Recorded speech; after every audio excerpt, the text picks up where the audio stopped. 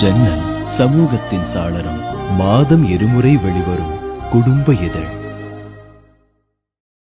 நடைபெறவுள்ள சட்டமன்ற தேர்தலில் புதிய தமிழகம் கட்சிக்கான சின்னம் அறிமுகம் செய்வது குறித்த பத்திரிகையாளர் சந்திப்பு. புதிய தமிழகம் கட்சி 2011ஆம் ஆண்டு சட்டமன்ற தேர்தலிலும் அதேபோல் 2014ஆம் ஆண்டு நாடாளுமன்ற தேர்தலிலும் தொலைக்காட்சி பெட்டி சின்னத்திலே போட்டியிட்டோம். எனவே அந்த தொலைக்காட்சி பெட்டி சின்னத்தையே நடைபெறவுள்ள சட்டமன்ற தேர்தலிலும் புதிய தமிழகம் கட்சியினுடைய வேட்பாளருக்கு ஒதுக்கிட வேண்டும் என்று இந்திய தேர்தல் ஆணையத்தை நான் நேரடியாக அணுகினேன். இந்திய தேர்தல் ஆணையம் கடந்த 30ஆம் தேதியன்று நாங்கள் விரும்பி கேட்ட தொலைக்காட்சி பெட்டி சின்னத்தையே எங்களுக்கு ஒதுக்கி உத்தரவு பிறப்பித்திருக்கிறது. இன்று அந்த தொலைக்காட்சி பெட்டி சின்னத்தை நான் அறிமுகம் செய்கிறேன்.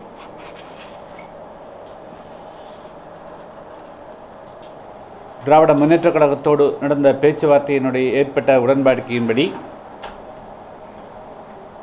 திராவிட முன்னேற்றக் கழகத்தின் தலைமையிலான கூட்டணியிலே புதிய தமிழகம் இடம்பெறுவது குறித்தும் அதில் எங்களுக்கு 4 இடங்கள் ஒதுக்கப்பட்டு அந்த 4 இடங்களும்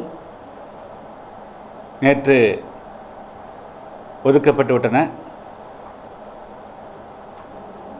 தூத்துக்குடி மாவட்டத்தில் ஒட்டப்பிடாரம் சட்டமன்ற தொகுதி, திருநெல்வேலி மாவட்டத்தில் வாசுதேவநல்லூர், விருதுநகர் மாவட்டத்தில் ஸ்ரீவில்லிபுத்தூர், கரூர் மாவட்டத்தில் கிருஷ்ணராயபுரம் ஆகிய 4 தொகுதிகள். ஏற்கனவே நாங்கள் இந்த தொகுதிகளுக்கான வேட்பாளர் மனுக்களை பெற்றிருந்தாலும் கூட இப்பொழுதுதான் புதிய தமிழகம் கட்சி போட்டியிடக்கூடிய தொகுதிகள் உறுதி செய்யப்பட்ட காரணத்தினால் இந்த 4 தொகுதிகளுக்கான வேட்பு மனு கொடுப்பதற்கு, அதாவது புதிய தமிழகம் கட்சியினுடைய வேட்பாளராக போட்டியிடுவதற்கு இன்னும் பலர் ஆர்வம் தெரிவித்திருக்கின்ற காரணத்தினால் வருகிற 13ஆம் தேதி வரையிலும் புதிய தமிழகம் கட்சியின் சார்பாக மனு கொடுப்பதற்கு கால அவகாசம் அளிக்கப்பட்டு மனுக்கள் பெறவிருக்கின்றன. வருகிற 14ஆம் தேதி ஏப்ரல் 14 புதிய தமிழகம் கட்சியினுடைய வேட்பாளர் பட்டியல் முறையாக அறிவிக்கப்படும். வேட்பாளர்கள் தேர்வை பொறுத்த மட்டிலும் தொகுதி மக்களுக்கு, அந்த மக்களுடைய பிரச்சனைகளுக்கு குரல் கொடுக்கக்கூடிய வேட்பாளர்களாக, தன்னலம் கருதாது பாடுபடக்கூடிய வேட்பாளராக, எந்த விதமான குற்றச்சாட்டுகளுக்கும் இதுவரையிலும் ஆளாகாதவர்கள், எதிர்காலத்திலும் ஆளாகாத நல்ல மக்கள் விரும்பக்கூடிய வேட்பாளர்களாக நாங்கள் தேர்வு செய்து வேட்பாளர்களை மக்கள் மத்தியில் அறிமுகம் செய்வோம். இந்த தேர்தலில் திராவிட முன்னேற்றக் கழகத்தின் தலைமையில் அமைப்பெற்றக்கூடிய இந்த கூட்டணி மகத்தான வெற்றியை பெற்று ஆட்சியை பிடிக்கும். நான் இப்போ தான் சொன்னேன். அதாவது ஃபஸ்ட்டு குவாலிஃபிகேஷன் அவங்க தன்னலங்கருதாது அந்த தொகுதி, அது ஒரு ஒன் ஆஃப் த தகுதி. பட் அது கல்வி தகுதியை மட்டுமே தீர்மானிக்கக்கூடியதில்லை.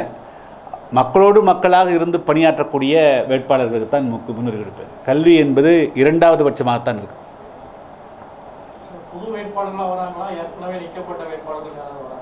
இல்லை, அதுக்கு மனு நிறைய கொடுத்துருக்குறாங்க. இப்போ இதுவரையிலும் பல்வேறு தொகுதிக்கு ஒரு 200 மேலே உட்பட்டு கொடுத்துக்கிறாங்க. எல்லாம் தமிழ்நாடு ஃபுல்லாக எல்லா தொகுதியும் கொடுக்குறாங்க. இப்பொழுது வந்து இந்த 4 அப்படின்னு நாங்கள் எங்களுக்கு தேர்வு வந்ததுனால இதில் வந்து இப்பொழுதுக்கு நிறைய பேர் இன்னும் எங்களுக்கு காலவாசம் கொடுங்க, நாங்களும் விண்ணப்பிக்கிறோம்னு சொல்லி கேட்டுருக்குறாங்க. எப்பொழுதுமே வந்து தொகுதியில் இருக்கக்கூடியவர்களுக்கு முன்னுரிமைங்கிறது ஒரு அம்சம்.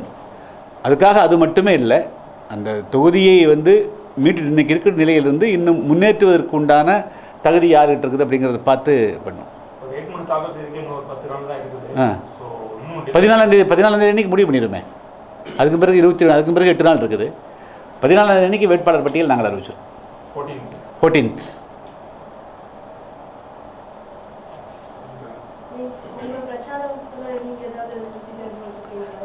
அது தொடர்ந்து வந்து அடுத்த நாளே நான் வந்து தேர்தல் அறிக்கையை நாங்கள் வந்து சமைப்போம்.